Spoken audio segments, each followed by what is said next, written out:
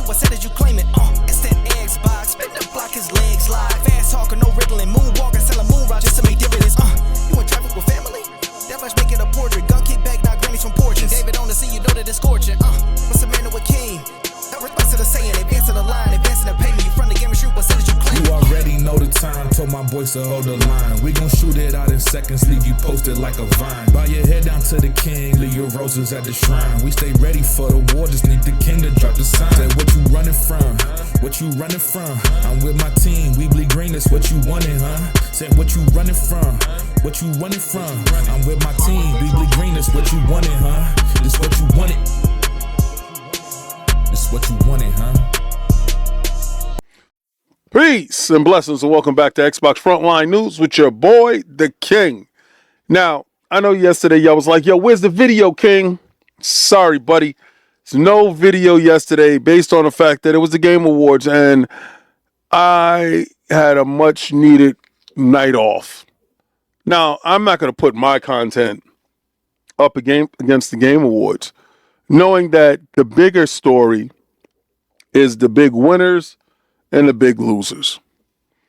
Now, apparently, Sony's the biggest loser. I'm just going to say, I don't see how really they're truly the biggest loser based on the fact they only put out one game. All right, so let's be real. Let's just say, all right, they put out one game and they didn't win anything. You got to have more fish in the pot, I guess, right, in order to make a good meal. So, they came up butt kiss. They got burnt out, and it is what it is. And I think you're going to see more of the same going forward based on the fact that they're going to tell you that they're only going to push out one game per year and whatever that may be. But, I say God bless. They are right now a conduit to video games. They're like a storefront for video games. So if you happen to have a PlayStation and I mean, a lot of casuals have a PlayStation, right? So 9 times out of 10, you're a casual, you're playing 2K, you're playing Madden, playing Call of Duty.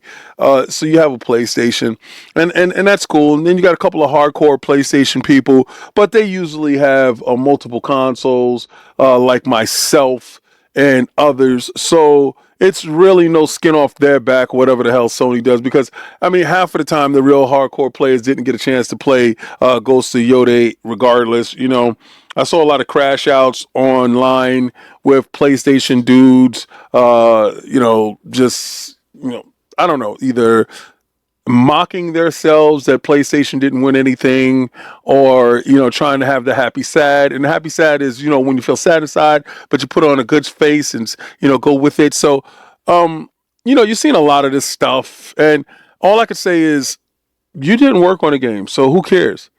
You didn't participate in anything to do with the game. So who cares? So, now that you can see you guys, because I saw a lot of guys, like, they would tweet at me and they're like, yo, King, Xbox didn't have any first-party games in the Game of the Year category. And I'm like, well, what the hell does that have to do with me? I don't even care about award ceremonies. But it's this weird attachment syndrome that they have with their plastic, that they believe that they're a part of something that they had no part of. And I mean, by proxy, you could say by purchasing something, you have a very minute stake in something, but that's just saying that you want someone to feel how you feel about the game. And that's perfectly okay that you happen to love a game. But let me tell you this. Let me tell you this to you PlayStation guys out there that are actually in the dumps right now and that are crying in your cereal and wetting your diapers. Let me tell you. And so I can give you some solace. So I can help you, bring you back off that ledge, because you guys are looking very bad out here. Let me tell you something. Just because it didn't win in an award system, the game that you like and that you champion, just because it didn't win, doesn't mean it's not a good game for you. And this is a lesson in your life. Don't let anyone chew your food and tell you how good it is. You do it. And regardless if somebody doesn't rock with your thing, whatever's not your cup of tea. Regardless if they don't like your jam, you can still champion it.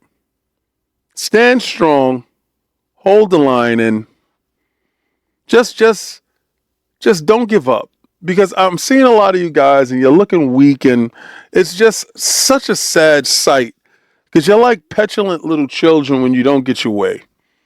But I'd like to give a shout out to the publisher of the year, Microsoft, Xbox, with the fine job that they're doing, making games available on all platforms. Because I had somebody on Twitter today said something kind of stupid. And I'm going to be real with you, because I posted that, South of Midnight was going to the PlayStation and going to the Switch. And they was like, yeah, we're giving away our best. And like with a sarcastic chuckle. And I was like, what do you mean our? I said, my digital copy isn't going anywhere. And then he went on to talk about how him being in the Xbox community. And I noticed that a lot of you individuals like to rep something, but don't really be about it. We had an Xbox community fan-driven event last year, and people flew out far and wide to attend the event. And then we're going to have another one this year, and people will do the same. And, it was run by Ben, Hargeek, Wagerman.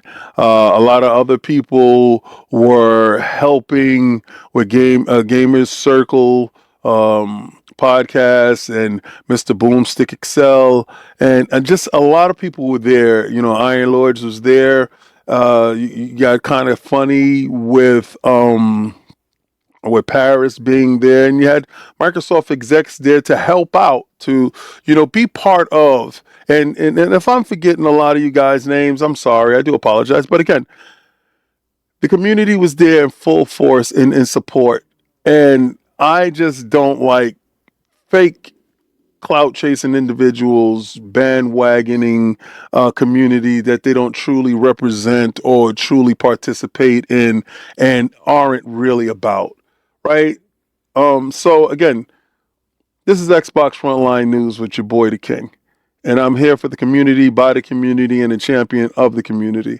And I'm going to say, man, if I don't see you in these places and you claim to be an Xbox person, that's why I look at a lot of these people as frauds. So a lot of those personalities that you guys see that there wasn't at this Xbox fan-driven event, and these guys know about it because they got to invite you. Come out, show up. It will be really good and positive that people get a chance to see you associated with the brand.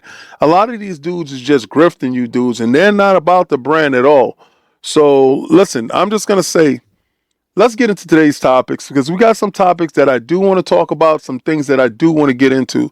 And let's get to it, man, because these guys are frauds. They know it, and I don't need to keep telling you about it. The Game Awards has come and gone, and people have had their fun. The Game Awards winners. Now, not everybody can be winners, especially Sony. They can buy a win. The Game Awards is, for me, a time to see developers get their just due. They put in the work, and hopefully a group of their peers judges their work and gives them what they feel is the best accolades. All right, so check it out. What I watch it for is totally different things, but we're going to go by every winner,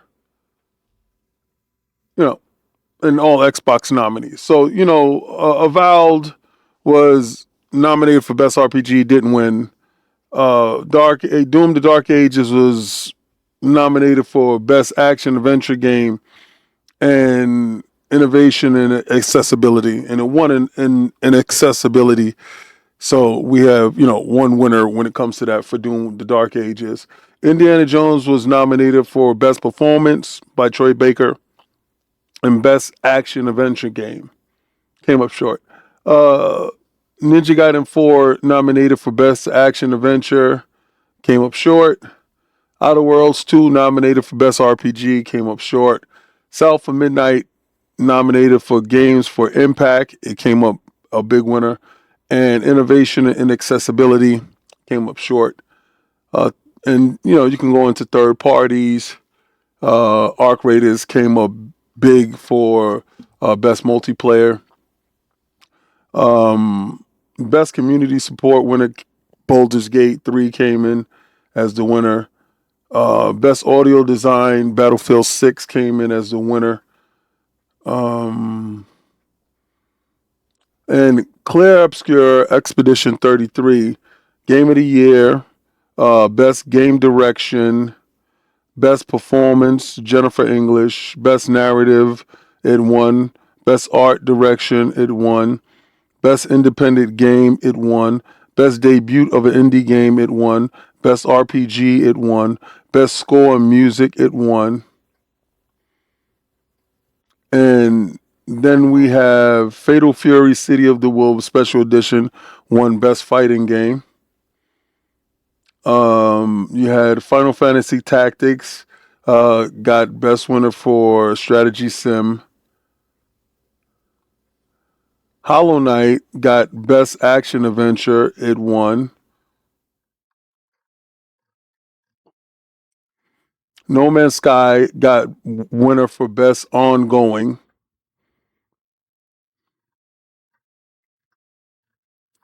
And there you have it. So the big winner of the night is definitely Claire Obscure Expedition 33.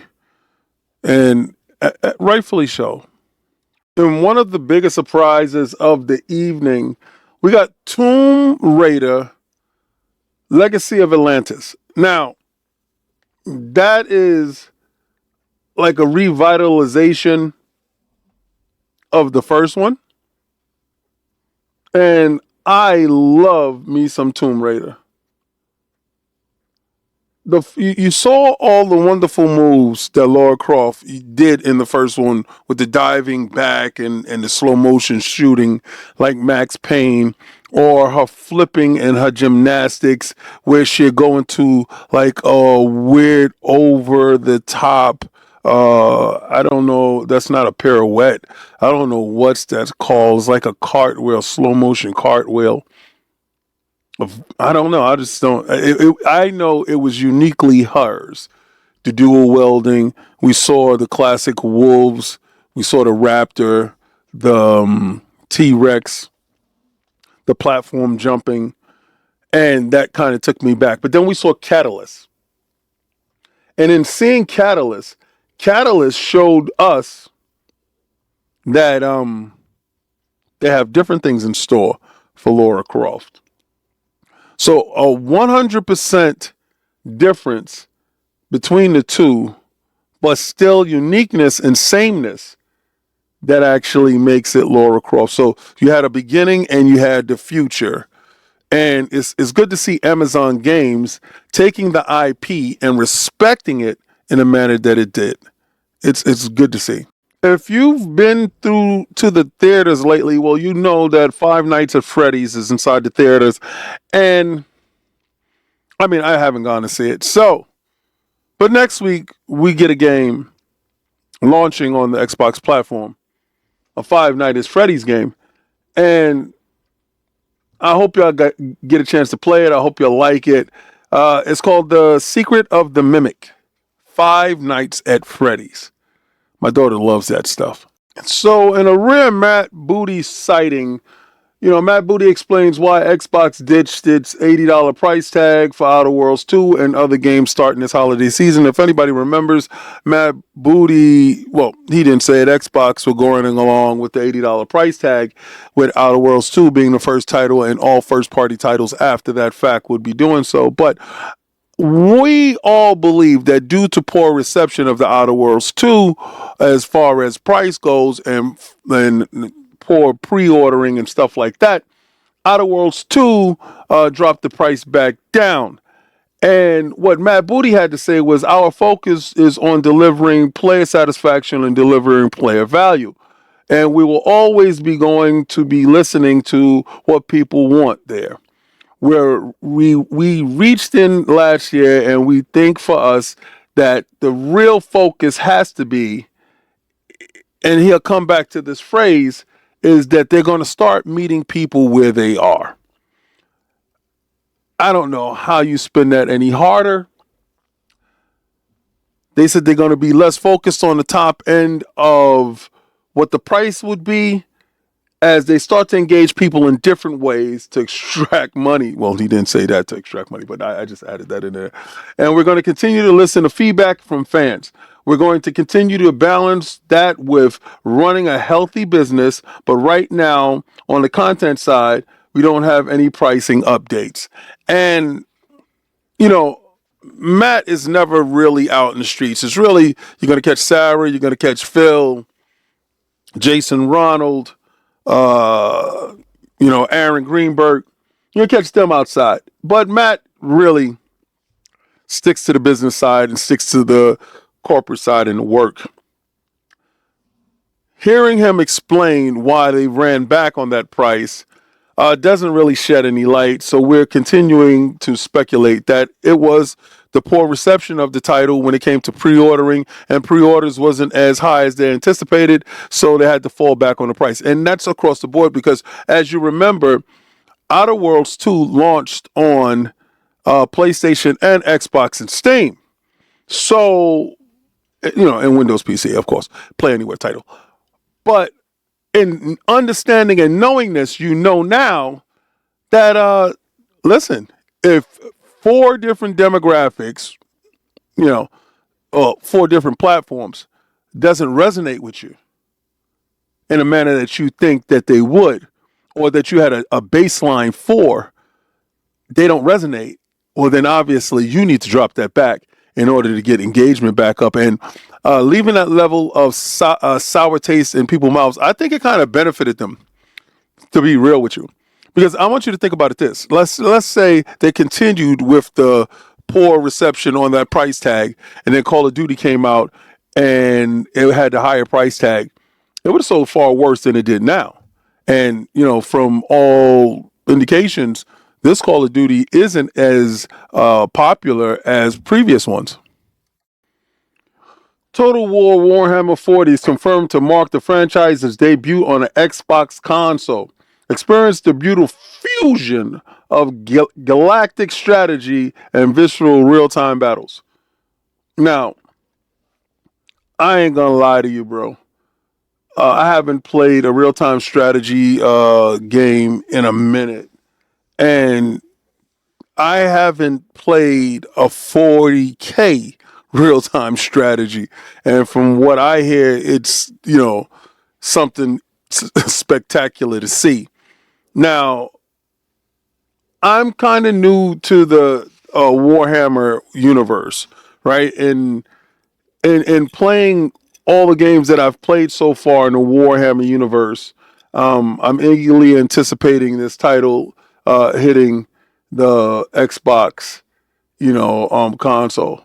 So they said this will mark the franchise's debut on Xbox. 25 years since the first began in 2000 with Shogun Total War, and the confirmation of the Xbox releases, Warhammer 40K will release for PC, but it will also be the franchise debut on both PlayStation 5 and Xbox Series X and S, and you can wish list it now.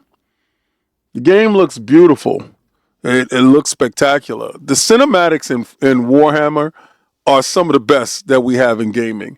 So, and the graphical fidelity in the games aren't too far behind when it comes to that. So, if Warhammer is your jam and you're an Xbox fan, well, congratulations.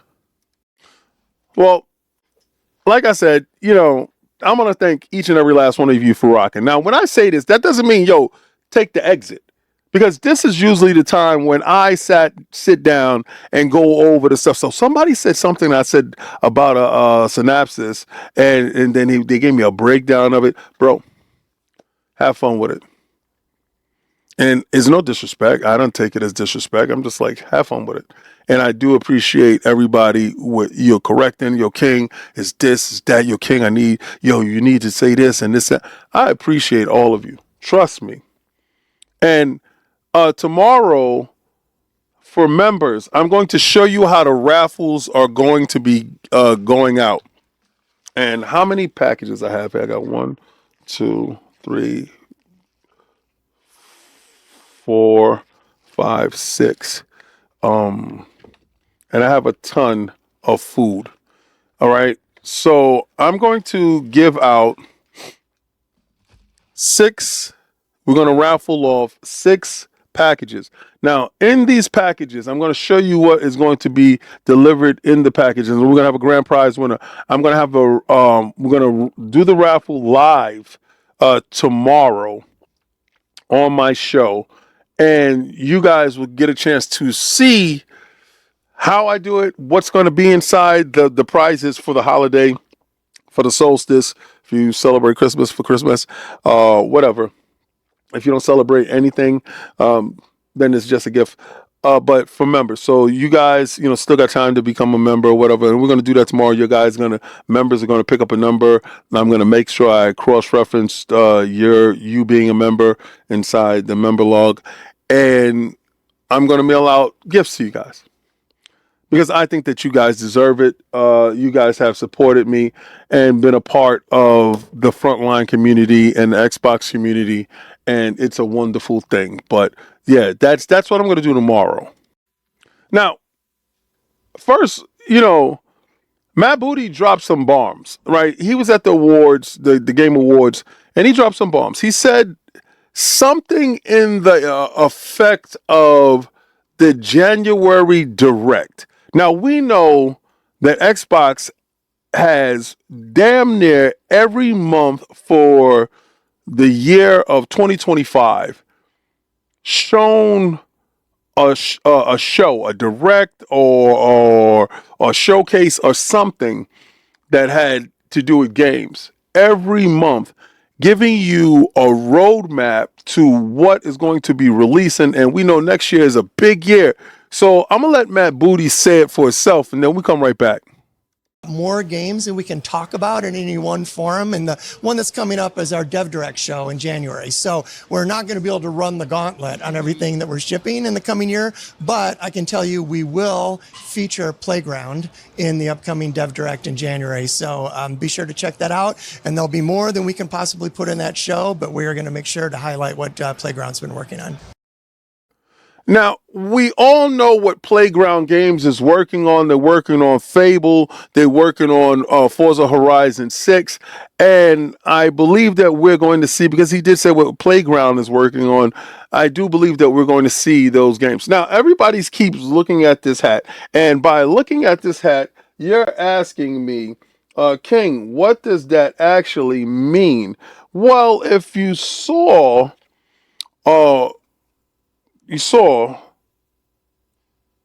Stranger Things, you understand what this hat means. You understand why I have on the pilot goggles. You understand why I have on the control headsets. You would understand.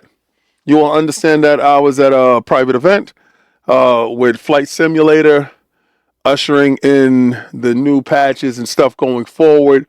Also, the PlayStation being a part of the Flight Simulator family now, and getting a chance to talk to the creator and the developers at Microsoft Flight Simulator, and also Sobo, talking with them. It was enlightening.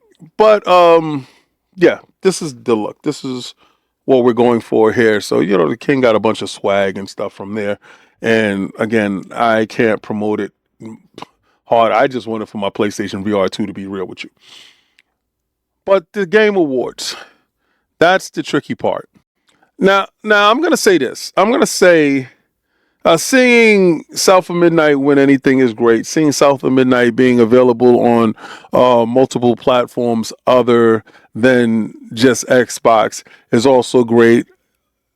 I wish that The Last of Us 2 would be available on multiple platforms other than the PC and PlayStation. I don't know. Is Part 2 available on PC? I don't know. But more than likely it will be soon, given that Last of Us is a TV show. But South of Midnight, and I made a tweet letting people know that it was going to show up on multiple consoles. And I saw the racist comments, the feminist, the anti-feminist comments, uh, anti-black comments. I've seen it, and it's disheartening that majority of you, based upon your maturity level, will never experience the game. And I feel the same thing with The Last of Us 2. Based on your experience, your maturity level, The Last of Us 2 may not resonate with you at all. And it's sad to see, because at the end of the day, those games, being as bold and brash as they are, deserve an audience that is 10 times the size that they ever will receive. And Compulsion Games, I just got to take my hat off to you dudes, because you guys were bold in your delivery, brash in your stop motion commitment, and the vision of the project was seen by all. And each and every last one of the people that contributed components to South of Midnight did it with passion, even up to the music video of one of the most inspiring songs that you can ever hear. But this was Expedition 33's year, right? This is their year, and it was for them to go in and sweep and be a nonstop juggernaut and unapologetically do what they did. So, if you got a chance to finish Expedition 33, which I haven't, you understand that there were a lot of passionate people on that project as well. And we're at a point now, and I don't participate in the Game Awards. I mean, I do it for Iron Lord's podcast as fun as, hanging with my brothers and doing that stuff. But Game Awards or any award shows don't resonate with me, based upon my strong stance in being an individual that cares about and loves the stuff that I love, not based upon anybody else's likes or dislikes. And I feel that because we're putting a spotlight on everything. And if you've seen the video today, you notice that I put multiple games, regardless of whatever the topic was, multiple games upon games upon games that are going to be shown so you guys can see them, because I think the spotlight on video games means more to us than anything else. Video games has been fighting for relevancy for so long, and now we are actually seeing that fight through, with being the biggest entertainment multimedia conglomerate when it comes to our medium of choice. Transmedia, when it comes to video games, is skyrocketing, and you can see a lot of companies jumping on bandwagons with that. So I can absolutely see a show that is doing South of Midnight, and I can see more like music attached to it. The game itself is a tour de force. And, Expedition 33, I could see a live action film of Expedition 33. But there's other games that were shown, like Control Resonate, and all these other games, the Tomb Raiders and everything else showing up and being present, with Arc Raiders winning a multiplayer game. It's just, we are here. We are proud, we are bold, we are loud, and we are gamers. For a long time, we've been in the shadows. I was told that video games was going to lead nowhere, and Iron Lords will be ringing the bell at the New York Stock Exchange soon. All these things that I held dear as a child, playing video games, knowing what it meant to me as an escape mechanism to get away from the concentration camp of the projects, if you will. It's gratifying that my safe haven has become an outlet for so many creative artists. And it's a safe haven for tons of us that watch video games and play video games and play video game music and, you know, make MAGA, and just through expression of creation, we are unified. So in saying that,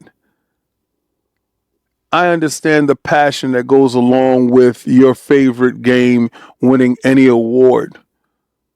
But I'm going to tell you this, and this goes to all the developers that I get a chance to see. Their game being nominated, but they get a chance to see the interaction that you guys have in the positive manner that you guys have been having with their games. That absolutely means the world to them, because through your level of expression of your love and fandom of their creation, nothing exceeds that. That within itself is the true glory. So I'm just going to say, hey, man, for everybody that won and everybody that lost and everybody that was nominated, and it's just congratulations. It's 2025. The year's almost up, and we're going to go into 2026, and so many new titles are coming and look so damn great. And it's a wonderful feeling knowing that gaming is still growing and reaching its wonderful heights. And as a gamer that has been a gamer forever, I am truly happy at what's being produced and all the wonderful people that are a part of this stuff, because it's incredible now. But I'm going to wrap this up, and I'm going to tell you, and today, I mean, I know Game Pass is the ultimate, right? I know it, right? You notice how I use that, Game Pass ultimate. Game Pass is the ultimate. So how I did that, right? But I'm feeling in the spirit of giving, I want to give everything some respect.